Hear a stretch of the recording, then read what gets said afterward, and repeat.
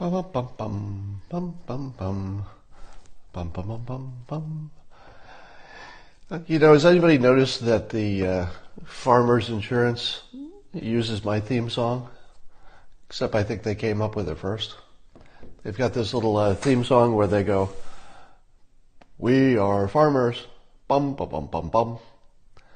Sounds a lot like my music, doesn't it? Speaking of music, I'm not a music guy, but I had to check out Kanye's album Ye, Y-E, Ye, and oh my God, it's so good. I just had to tell you that. So if you care about music more than I do, you're going to have to check that out. I'll tell you what was amazing about it. My big complaint with music is that when you're listening to a band or an artist's song, they might have one big hit, and then all the rest is just either boring or it sounds the same. But you can listen to Kanye's music, and it just is never the same. It doesn't sound like anybody else. It doesn't even sound like a genre. It seems to borrow from genres, and it's the most creative thing I've ever heard from music.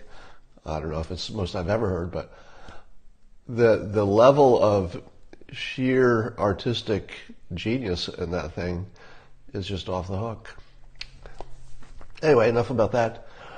Some of you saw the president's tweet about the Red Hen restaurant. If you didn't, let me read it to you. The Red Hen restaurant, this is from President Trump, and as you know, they refused service for Sarah Sanders.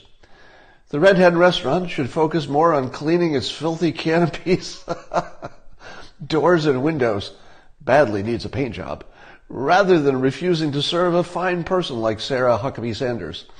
I always had a rule. If a restaurant is dirty on the outside, it's dirty on the inside. Oh.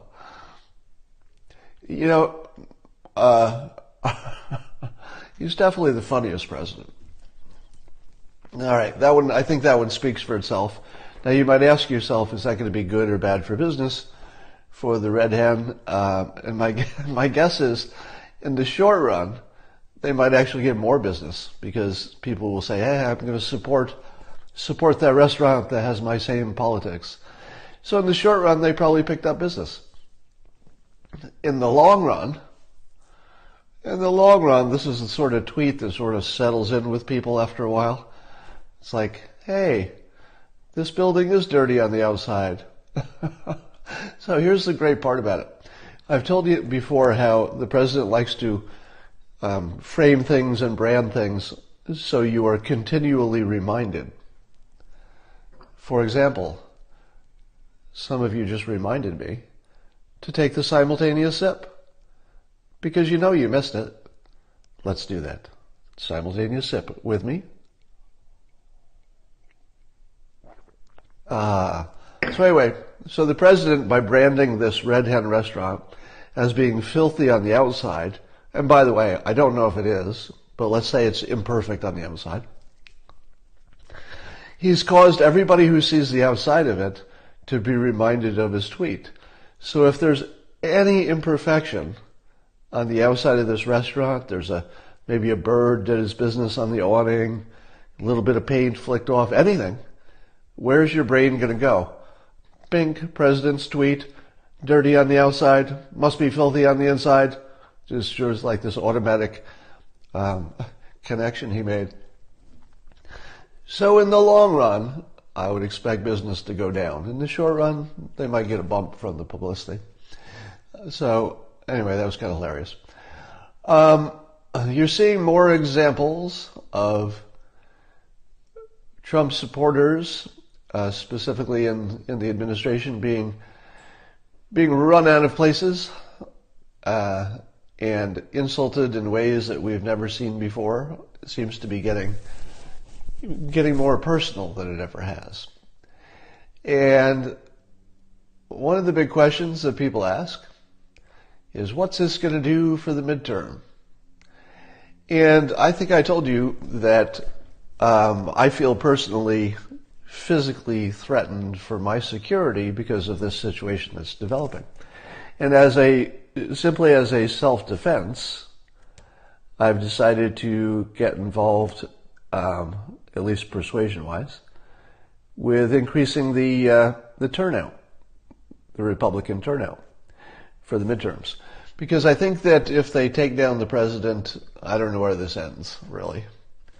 And so there probably is the stakes are probably enormous.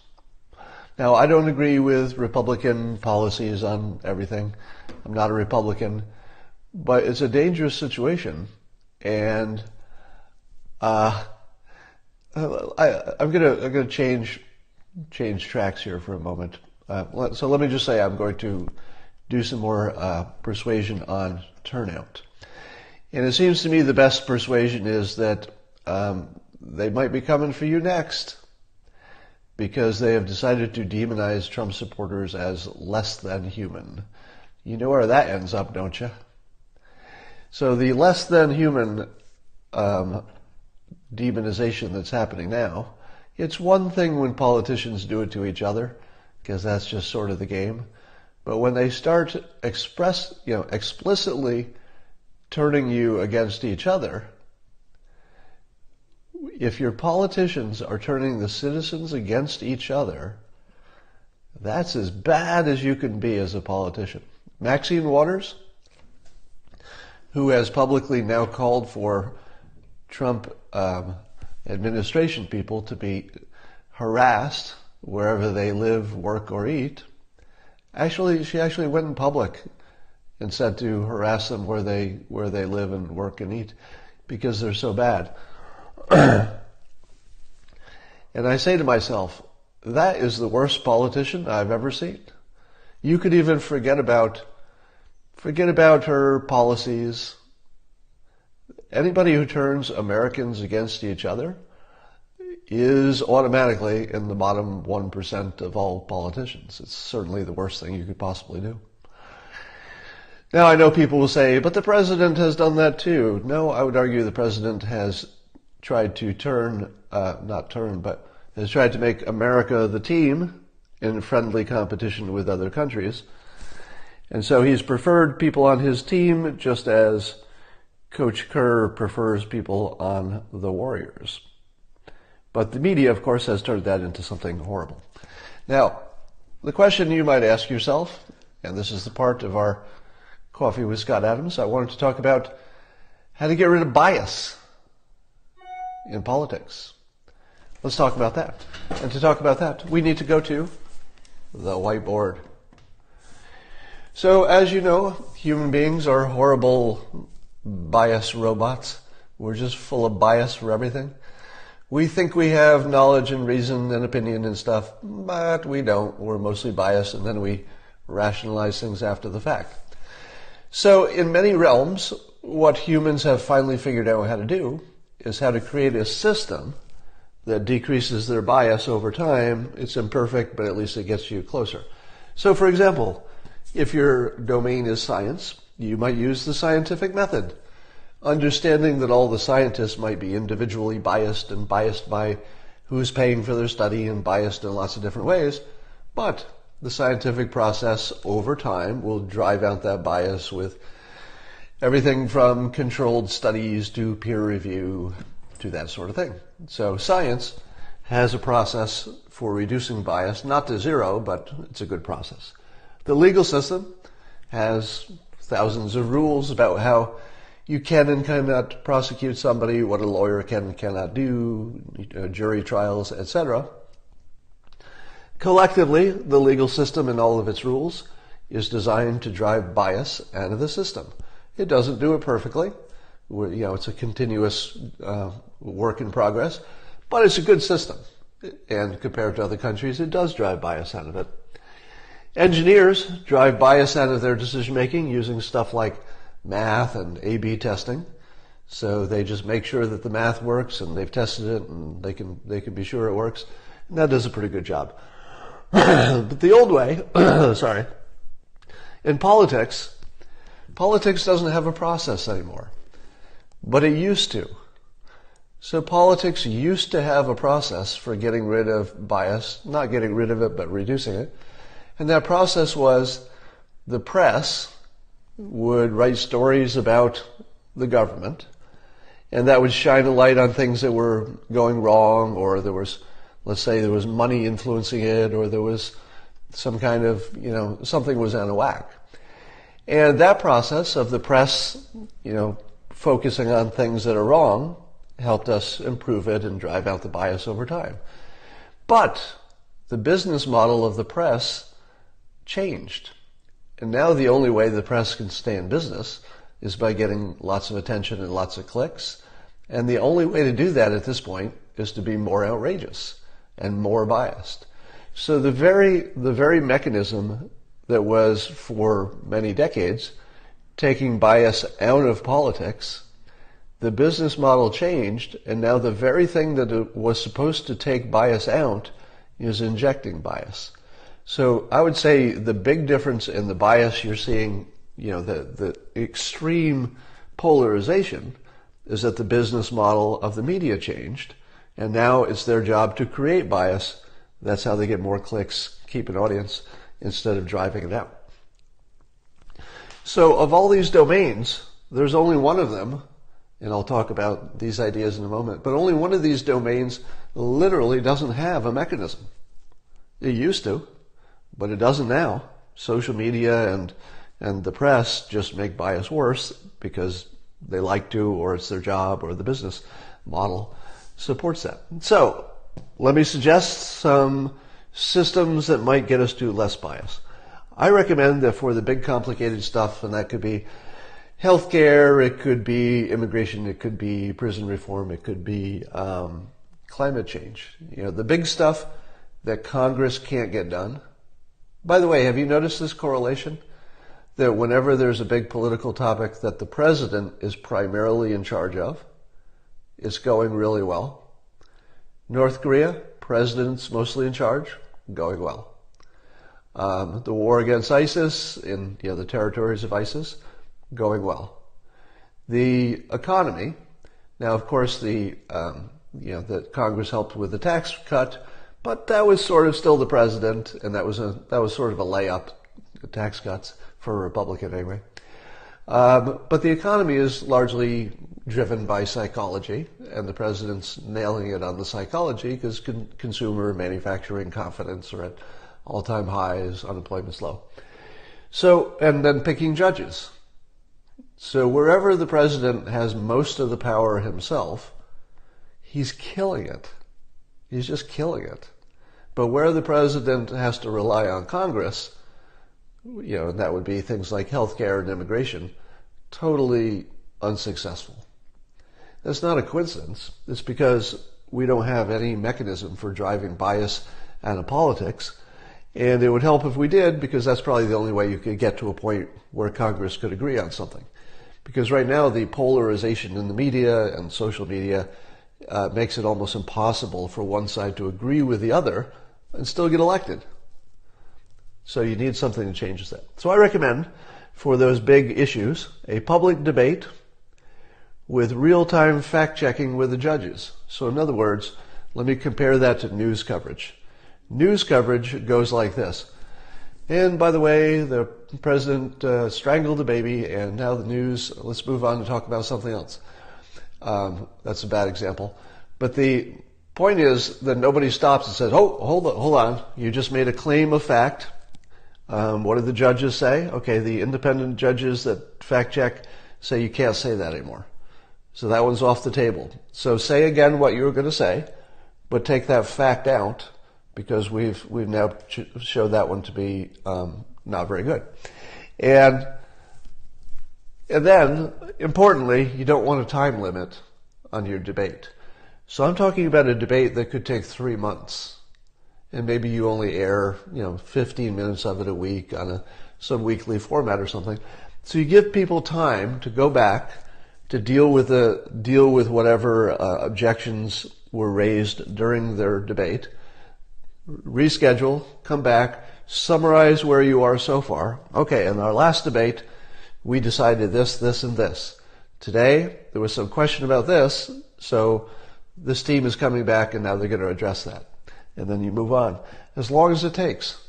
Until the public has been informed, you've created some videos that live forever so that people can catch up easily. And you drive out the bias. Now, this doesn't have to reach a decision necessarily, but it would be part of a process to drive out bias. All right. If facts don't matter, why do you suggest this? The reason that facts don't matter, and by the way, when I say facts don't matter, I mean facts don't matter to decisions. Christina! Christina's on the road and will be staying at a Trump property in New York pretty soon. Just for fun, to check it out. See what the vibe there is like. Now I've lost my train of thought. See what Christina does to me? What was I talking about? My brain just got scrambled there for a moment. You do that to me, Christina. Christina is my girlfriend who's traveling right now. Do you worry about being affected by your politics? Let me get back to fact checking. So somebody asked, if facts don't matter, why do a debate, which would be all about reason and facts? When I say facts don't matter, I mean the facts don't matter to our decision making. Obviously, facts matter to results, because if you walk in front of a truck and the truck kills you, that's a fact, and you're not happy. But in our decision making, we tend to ignore that and use bias. We would use facts more often if they were presented to us in some way we could actually understand and agree. So the reason that we don't use facts and the facts don't matter is that they're not presented to us in any way that would ever be persuasive. This would be a way that at least the people in the middle, not the people on the far right, not the people on the far left, they're going to be stuck in their worlds no matter what. But there are enough people in the middle that can change something that's, sort of a log jam. It can move the log jam. So there are some people who will be persuaded by the persuasiveness of facts and reason. There just aren't many of them. And they don't have any chance of being persuaded by facts and reason unless it's presented in a persuasive form. Presenting facts in unpersuasive forms, such as the way climate science is presented, is not persuasive. Now, when I say that climate science uses facts in an unpersuasive way, I mean that almost universally you're going to see facts from one side in isolation, and those are not useful whatsoever. Facts have to be shown in context. They have to be compared to other people's facts. You need fact checkers. You need time. You need some back and forth. You need simplicity. You need a judge. You need a lot of things to activate the persuasiveness of facts, and we're not anywhere near being able to do that. I see that most of you have been sidetracked by my personal life in the comments. It happens to me too, so I understand that.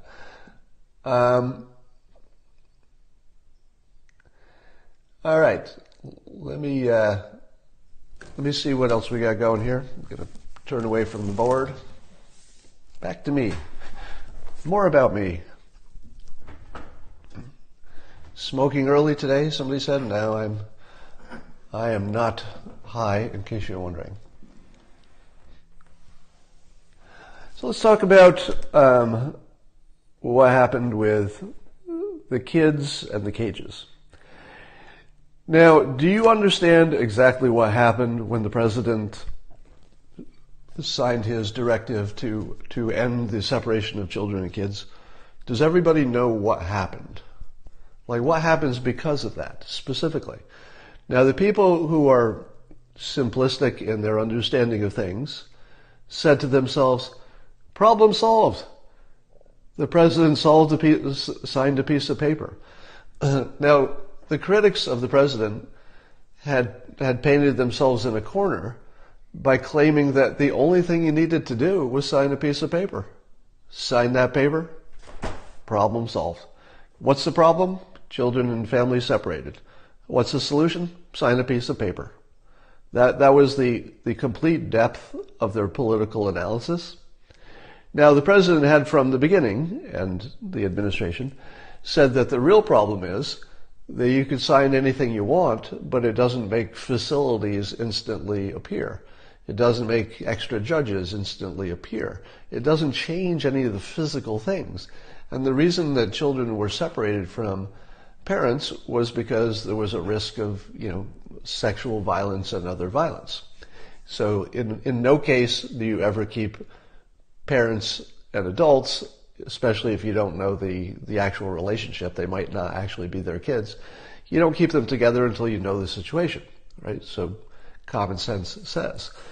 But the public has required the president to depart from this equation. The equation was, we'll do something that's very unpleasant for a lot of kids and a lot of parents, the separation temporarily.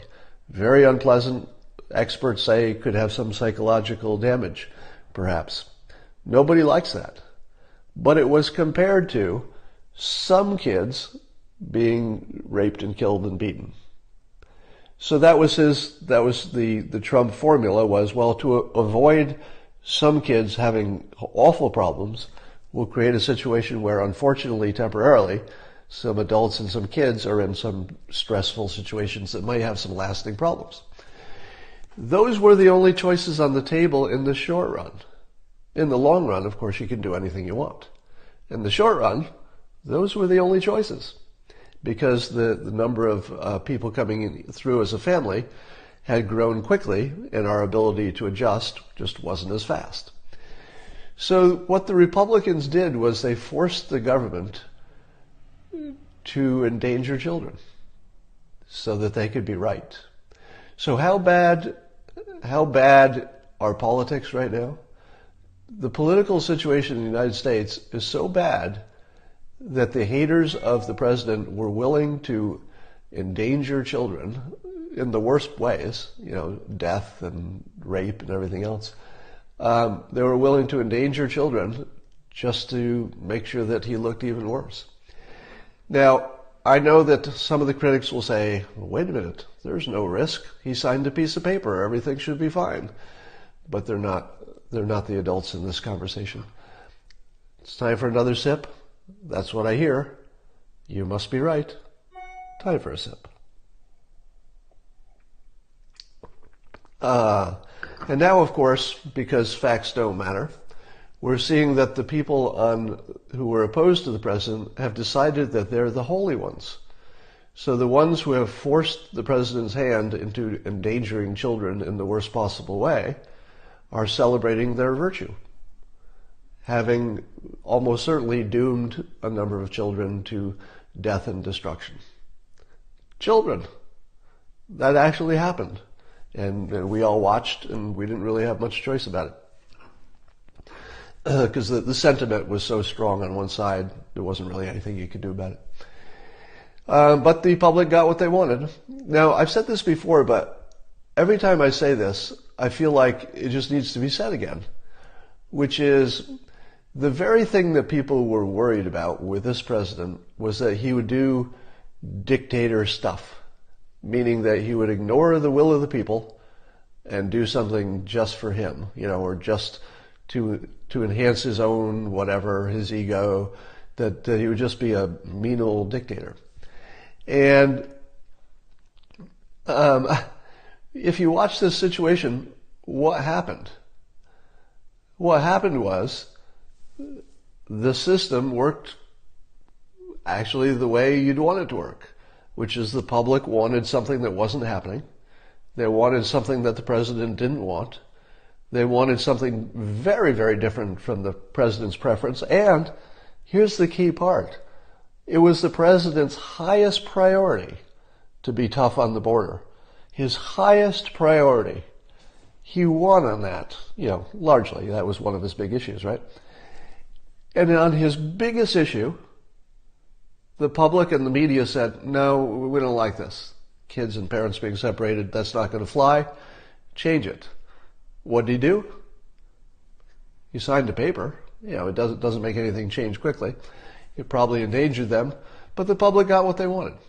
So the odd thing about the complaints are that the public demonstrated to itself, or should have, that this president can be influenced, and fairly immediately, by public opinion. And if they believe they're on the right side of this public opinion, and of course they do, they think that they went from a bad situation to a better one.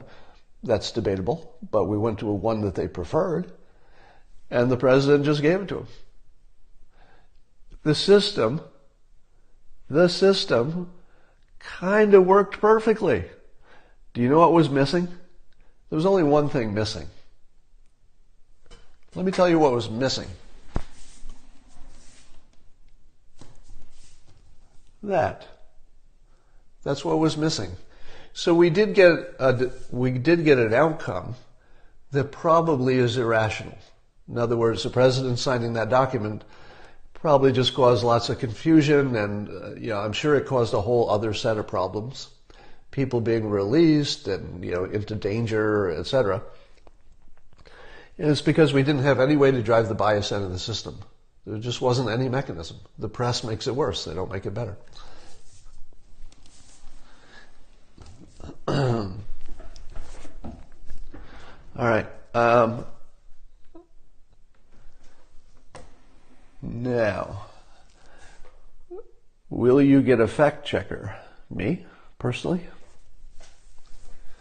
Now it seems to me that you could probably, it seems to me that the private industry could create this model of these online debates, and I don't know what would stop them except that there's no business model that supports it. So maybe it's something I can try at some point. I might take a run at it one of these days. All right. Scott, you should go on Jesse Lee Peterson's show. I have been on his show. Jesse is amazing. He's one of my favorite people. He's got kind of a Buddha energy. When you're just around him, he changes people in the room. It's kind of amazing just to see him work. You may have noticed that Hawk Newsom suggested someone for pardon. Someone who had a life sentence for a first offense for drugs and has served, a few decades, several decades, is 62 now and has been an ideal citizen. So I thought it was a really strong recommendation. Of course you need people to dig in and make sure all the facts that are presented are correct. But let me present to you a proposition. Here's a proposition I make about Trump supporters. If you're bad to Trump supporters, they're often going to be bad to you. True, right? People who are bad to Trump supporters are going to get a bad reaction back. That's pretty safe to say. Not every person, right? But in general, you're going to get as good as you gave. But here's the other thing about Trump supporters that might be different than the other way. There's an activating mechanism for Trump supporters, for conservatives, I would say. And watch in the comments to see if this is true or not true. I'm going to look for your agreement or disagreement. If you do a favor for a Trump supporter or conservative, what's the outcome? So that's my question to you. If you do something good, unasked, you're just doing something good for a Trump supporter, or you compliment them when it wasn't expected, do them a favor, wasn't expected. Yeah, look at all, probably 100% of the comments are going to say the same thing. Appreciation, reciprocity, thank you, gratitude, reciprocity, reciprocity, reciprocity. All right? Who have I told you is the smartest person in the game in terms of Black Lives Matter? Hawk Newsom. What did Hawk Newsom do? I retweeted it wasn't long ago, a few weeks ago. What did Hawk Newsom tweet without being asked? Nobody asked him to do this. He tweeted that black people don't need to vote Democrat, and that they should vote for the side that does the best job for them. How did you feel when one of the, probably I would say the most effective voice for Black Lives Matter said, I'm going to give you guys a shot? Did you expect that? Did you expect the leading voice of Black Lives Matter, in my opinion anyway, to say, I'll give Trump a shot if he performs? Did you expect that? You did not. So he's given you a gift, and it's a pretty big gift. It's reasonable. It's love-based. It's Christian-based. It's everything you want, and you didn't expect it. Now Hawk says, here's this idea for African-American, 62-year-old who's been in prison for probably way too long for the wrong reason. Well, it's the right reason, but way too long. And he suggests that this would be a good pardon. How do you respond? Well, you take it seriously, right? You take it seriously because you're triggered to offer some reciprocity. Now, in all of this, there's self-interest involved, right? So Hawk is doing the best he can for the people he's sort of championing, which is not strictly black people, by the way. Hawk has a bigger view of the world. He's not trying to do what's only good for black people. He's doing things that are good for prison reform, poor people, etc., but they happen to be a little disproportionately good for the black community, and that's great. And of course, Trump supporters would like to have more votes and support, and there's lots of things that they would like as well, and sometimes they might just like to make the world better, so everybody wins. But I think the active part is the reciprocity. So Hawk delivered something you weren't expecting, which is the possibility of outreach and a little bit better relationships with the Republicans and black community. He is the kind of person who could deliver it, at least on the small. It doesn't change the world overnight, but you got to move in the right direction. And he's made a suggestion for someone who seems very pardonable, as far as I can tell. I could be wrong on the facts, but it looks like it. So I would say that this would be the ideal person to pardon. Not just because of the person being pardoned in a bowl and it be the right message, etc., but because of where it came from. Time to repay a favor. All right. I had a fascinating experience yesterday that I'll tell you, but I have to leave out some of the details. So I spent the day, several hours, with somebody in let's say the writing business. I'm going to be as vague as possible. And it was somebody who was physically ill on election night when he learned that President Trump got elected. He was actually physically sick. So he has a terrible case of Trump derangement syndrome, as we like to say, but he also spent several hours with me talking about all kinds of things, but a lot of it was about our differing opinions on the president's performance. And here's the first thing that I learned that was really fascinating. So imagine someone who's part of the media and very, very well informed in general, highly educated, and has a strong opinion. The number of things I mentioned as explanations or background or context that he had never heard of was staggering. And I'm not saying that he's underinformed. This is a comment on the two channels of life. There's one side that's only hearing things coming from a certain set of media, and then there's another side that's hearing only their own stuff. But for him to experience for the first time the bubbles connecting, because apparently where he lives, you just don't see Trump supporters or they don't talk or it was like he had never had a conversation with a Trump supporter, even though I know he had.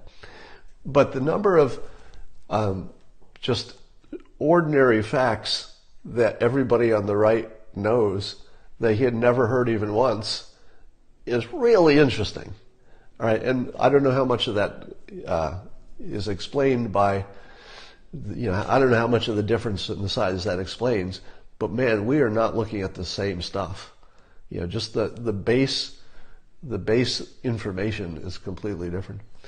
For example, I asked him about success in North Korea, and his opinion is that there isn't any. Now, is that mind-boggling to you? That as of today, someone could be watching the news and say, no, it doesn't look like there's any progress with North Korea because, they didn't really give us anything they can't just take back. Doesn't that just make your head go, blah, blah, blah, blah, blah, blah, blah?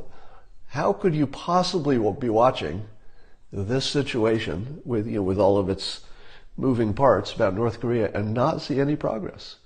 And what he would say is, no, all that happened was Kim Jong-un got something he wanted, which was, credibility, which will help Kim Jong-un, maybe with China and maybe in other ways. But what do we get? Nothing. He could just take it all back tomorrow.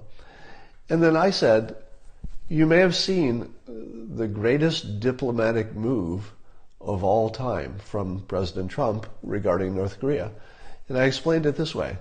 I said, can you think of any other time in history where two countries were at the brink of war and one of the leaders took away the reason? Just psychologically. Not in any physical way. He took away the reason. He took it away from our side, and then he helped Kim take it away from his side. Have you ever seen that? No. And it's invisible, apparently, to half of the country. Half of the country didn't see that happen. And I say things like, the whole idea with reunification is that if you have dual intentions to somehow get to a unified country, forget about the details, who's in charge, because it's going to take decades to get there. But if your goal is to be the same country, you're not really thinking in terms of, I better keep my nukes so I can nuke myself, because that's what it would become. Reunification took the idea of nukes just off the table. And then the president's framing of things from being our enemy is the worst thing, but man, we could really help you have a Switzerland, Singapore kind of a country where you don't have much of a military or a reason for a military. We can give you some security guarantees. We can help you rebuild. You can have condos on the beach. And I think to myself, that's how he took the reason away. The reason that all the other good stuff is happening, and it wasn't to the point. And so the person I was talking to still was clinging to, no, I don't know that any of that's real. And then I said, you've heard, of course, that Kim has ordered that the anti-U.S. graffiti and signs be removed in North Korea. And I looked at his face when I told him that, and I could see him escaping from the bubble. Because he didn't know that. So this is, again, another piece of news that, let me ask you, how many of you knew that piece of news? How many of you knew that Kim has ordered the anti-U.S. graffiti and all the anti-U.S. stuff to be scrubbed from North Korea? Yeah, look at all the yeses. How many people on the left know that? Yeah, a few did not. But you can see that far and away, the people watching this Periscope know that happened. But an anti-Trumper didn't know it happened, and when he heard it, I swear, I've talked to you about this before. There's a thing that's sort of a brain lock, and it happens when cognitive dissonance is triggered, and it looks like this. A normal person, you say, hey, what's your favorite color? And the person will say, red, I like green. So that's a person who's got a normal, they're in their normal mode. But a person who gets triggered into cognitive dissonance. In other words, they just realized that their entire worldview was wrong. You say to them, "What's your favorite color?" And they go,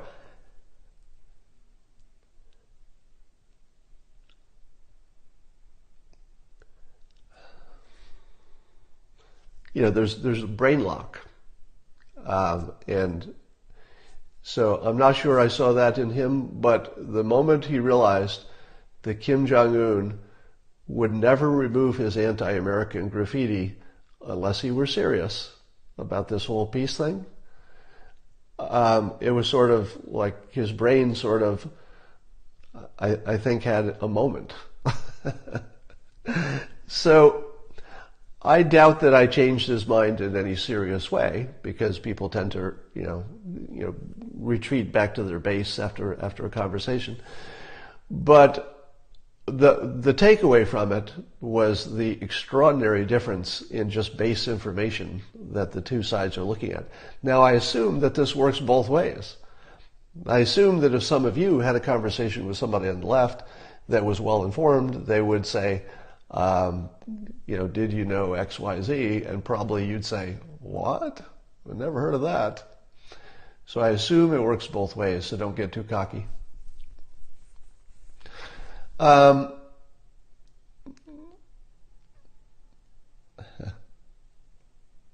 here's another thing I said that caused a strong reaction. So listen to how provocative this following statement is, and it'll take you a moment because you might have the same reaction. Your brain is going to skip a gear here for a moment. Now, most of you will skip a gear and then get right to the right place. But imagine if you're in the other movie, and when I make you skip a gear, what's going to happen? And here's the statement. My statement is that if President Trump voluntarily resigned from office today, he would already be the greatest president we've ever had, based on what he's done so far. Well, now, what did that just do to your brain? Now, let me put a little more detail on this. Think about all the complaints about the president, and then think about all the things that even his critics would say are going well. There's an interesting difference, a general pattern between the things that even the critics would say are going well, economy, etc., and the things that they're most worried about. Do you know what that difference is? I'll bet nobody's said this before. Here's the difference. All of their criticisms are about their imagined future. I'll just let that hang there for a moment. All the things he's accomplished have already happened. He already has, great judges and lots more of them. He's already cut regulations. He's already done tax stuff. The economy is already good. ISIS is already defeated. North Korea is already, going in the right direction. Trade wars probably are going to result in something good. Our economy is so strong we can take some hits even if it didn't. So all the things he's accomplished are real. They actually exist. What are the things that people are worried about? Some damn thing he'll do later. Right? Because even the Russia collusion thing has now dissipated to the point that I don't think anybody's counting on that. Now, that would have been something in the past if it existed, but now we know it didn't. So all of the things we thought were going to be real kind of didn't happen. But you've got this, there's Christina again. Hi, Christina. But you've got this worry stuff in the future. So if he were to resign today, and resigning is sort of the key to this question, because let's say that the day you resign, all the investigations and everything just stop, right? Because there's no point. People stop caring. So all of the big future things people are afraid of just go away if he were to resign today. This is just a mental experiment. But all the things he's done, such as judges, economics, trade deals, North Korea, they kind of last forever. And if you can show me another president who stopped a potential nuclear war by removing the reason, good luck with that. It was the single greatest diplomatic move, maybe of all time. Somebody's saying Reagan. I think Reagan had a little bit of luck on his side about timing, and I think Reagan really just pressed until they failed, which is a little bit of a different situation. For saying this, however, you are wrong. I don't know what that means. So it was sort of a brain explosion, I think. I may be overstating it. But the moment you realize that the person you thought was the worst person in the world, if he resigned today, would be the best president we've ever had. I think historians could make a pretty good argument for that. All of the problems or presumed problems are things we imagine will happen in the future. And here's another key part. They're very similar to the things you imagined should have already happened. Right? Because if all those things you're worried about in the future were real, they probably would have already happened. Now, hold on a second. I'll be back. Come back.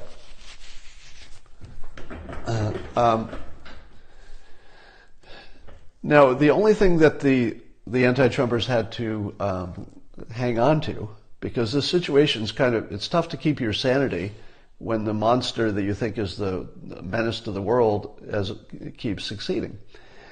And then they had this children and families thing, which of course nobody really understood, and people pushed for the worse outcome instead of the better outcome, even though both of them were terrible. So it was a messy, ugly situation, but it was like a cool drink of water for the people who had mental distress because they couldn't figure out why this guy keeps getting lucky. Why does this guy keep getting lucky? What's up with that? So at least they had that children thing. What will the history books tell us about Trump? My guess is that the history books that are written by people who were alive during Trump's administration will be negative because they won't get out of their bubble. But the historians that come in 100 years will look back and say, I can see why they were, why it was polarizing, but man, sure got some stuff done. I think that's what's going to happen.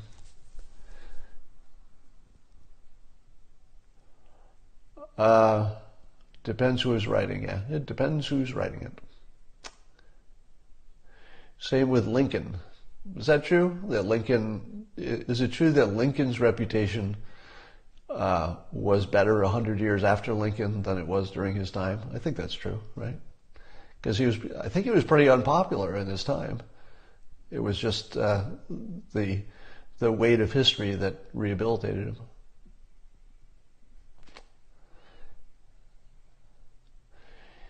Trump was in Home Alone 2, you say. Yeah, I saw that photo. Difference between motivation and persuasion. I'm going to have a motivation expert on in the next week or so. We just have to schedule it. Dre Baldwin. And we'll talk about that. That's a good question. What's the difference between motivation and persuasion? All right.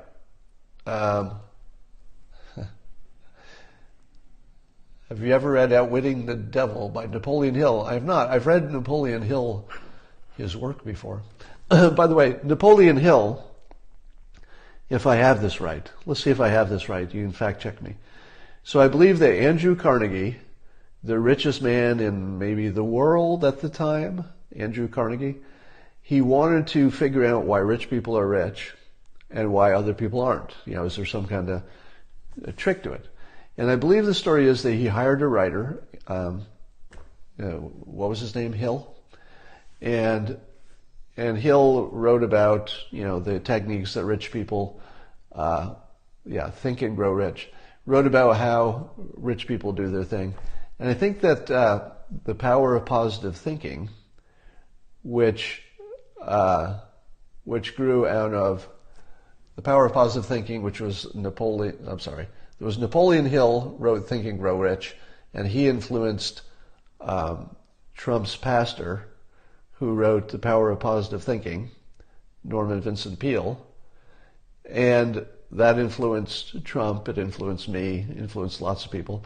So if you trace it back, Andrew Carnegie was actually sort of the thought, let's say the thought entrepreneur. I don't even know if there's a word for what he did, but he was sort of the thought, not even leader, because he was asking other people to put the thoughts together, but I'll say thought entrepreneur, who got this whole string of events into the future that are literally affecting the presidency today. Patron is a good word, yes, thank you. All right. North Korea skips annual gathering of anti-U.S. nations. I assume that's a headline today. And the stock market is down, I understand. Some people are saying it's because of tariffs. Let me give you a little a primer on understanding finance and the stock market. When you see an expert on television say the stock market is down or the stock market is up because of X, it's all bullshit.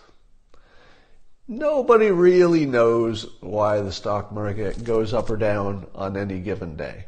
Now, some of the day traders and stuff may be trading on the news and there may be blips, but there are always such bigger forces and bigger variables that when you're looking into this thing that has 100 big variables, but the only one that changed today is the little one, here's how this works. If there's something that looks like a little bit of bad news, like some trade dispute, and by coincidence, here's the key part, and by coincidence, the stock market also goes down, what do the experts report? They say, because of this small problem in the news, the stock market went down.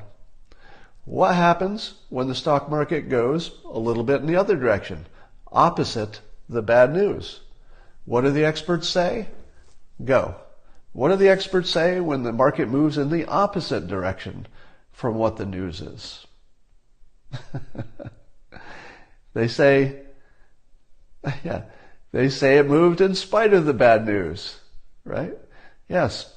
Or they say it's already been discounted in, right? Oh, people knew it was coming. It's already discounted into the numbers. Or they say there's some other big variable that we don't know what it is, that doesn't matter.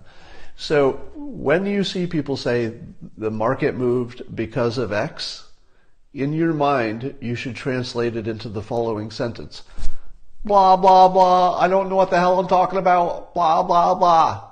Did you get that? I've just translated finance talk into actual human being talk. I'll give it to you again. It was a little complicated, but it goes like this. Financial analyst, tell me, what do you think about the market today? Well, I'll tell you. President Trump, with his unwise tariff wars, has scared the market, and it is down 1%. The market is down 1% because of our president scaring people about tariffs. Now, if you hear that, the translation is, translator, I'll need a translator. I'd like to translate that from Dale talk into human talk. In human talk, that means blah, blah, blah, blah, blah, blah, nothing, nothing, nothing, blah, blah, blah. All right. Hope you got that. And I hope that doesn't become a screenshot meme. Dear God.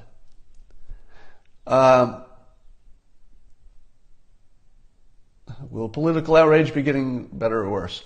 Well, I think political outrage will be pretty high going into the midterm because the midterm creates sort of this safety valve that everybody's going to...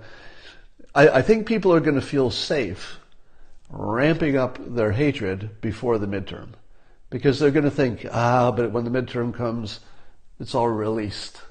All of our anger that we're building up, we're going to productively use this to get out the vote and vote against these Republicans, and then And then we can feel good. Finally, after our long, trip in the desert, we too will be able to have water, simultaneous sips. Simultaneous sips. And then they're going to get to the midterm.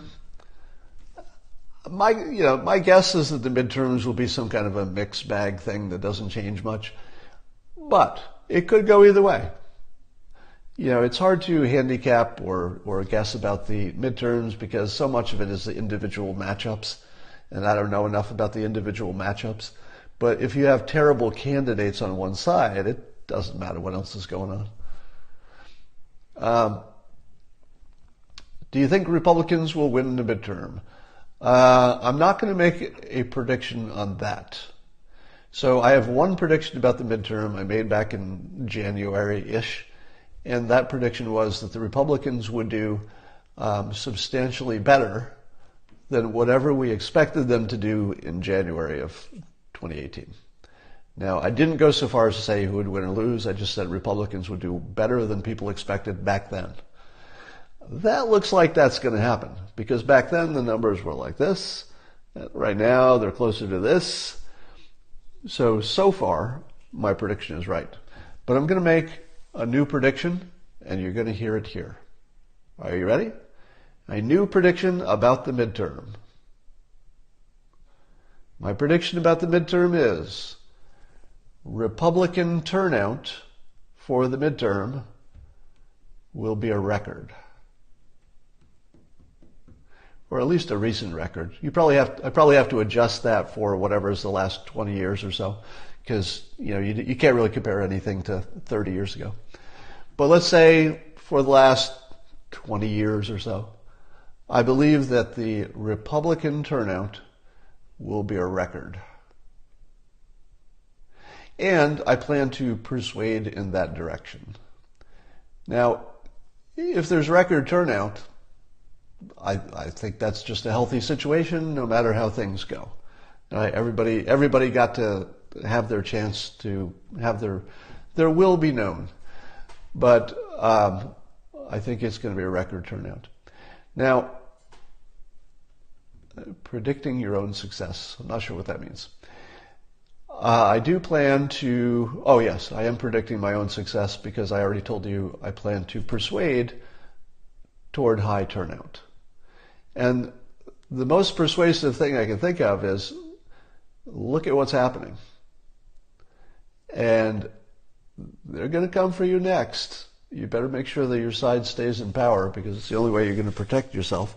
It's the only way you're going to keep the gains that you've gotten. It's the only way the economy is going to stay strong, and it's probably the only way that North Korea keeps going in the right direction. Keep in mind that almost everything the president did that turned out well, the other team would have done differently. True story. Now, how could the Democrats totally run the table on this? Or, I'm sorry, how could the Republicans run the table? Well, I gave you a little tutorial about how politics should be more debate. They should have some kind of a debate model. If the Republicans come up with that and present it and say, look, Congress is broken. You've all seen it. We can't do these big complicated things like healthcare and immigration. It's hard for us to get past the logjam. So we're going to bump this up to the public. And here's how we're going to do it. We'll have some debates. There won't be an end time. We'll make sure that there's lots of fact-checking by independent people as we go. We will inform the American public to the point where they can help us push this debate one direction or the other. If Republicans did something like that, they would have a commanding majority, and I think that they would. I think that they would dominate. Maxine Waters just helped Republicans, somebody says. Yes. So Maxine Waters, by encouraging Democrats to go after Trump supporters in the administration, probably the dumbest thing a politician ever did. And that's a pretty big category. Dumb things politicians have done. Name one thing dumber than what Maxine Waters told supporters to do. Because if there's anything that's going to get that's going to get Republicans to the polls, it's Maxine Waters telling people to harass Republicans. If you want to get them to the polls, that's the way to do it. Now, by the way, compare Maxine Waters, oh, we're going to punish them. How do Trump supporters respond? They push back. They don't like being pushed. They push back. Compare that to my earlier story about Hawk Newsom, who is trying, visibly, to meet halfway to get productive, real-world solutions. How do you respond to that? Probably by paying it back. All right. So let's go do something good today. Try to keep positive thoughts, and I'll talk to you all tomorrow.